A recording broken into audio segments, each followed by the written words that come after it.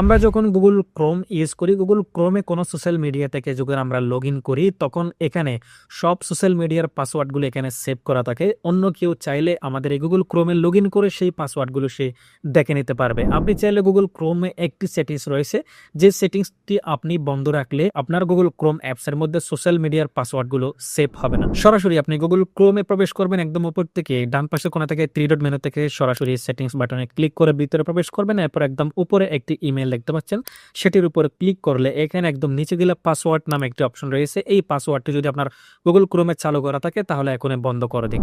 যদি চালু করা থাকে তাহলে গুগল ক্রোমে আপনি যতগুলো সোশ্যাল মিডিয়া থেকে লগ ইন করবেন সবগুলো পাসওয়ার্ড সেভ থাকবে। আর যদি এই পাসওয়ার্ড অপশনটি আপনি যদি বন্ধ করে রাখেন তাহলে আপনি যতগুলো সোশ্যাল মিডিয়া থেকে এই গুগল ক্রোমের মাধ্যমে লগ ইন করবেন সবগুলোর পাসওয়ার্ড কিন্তু এখানে আর সেভ হবে না। ভিডিওটি অত্যন্ত গুরুত্বপূর্ণ, যদি আপনার ভালো লাগে তাহলে লাইক, কমেন্ট, শেয়ার করে আমাদের সাথে থাকবেন।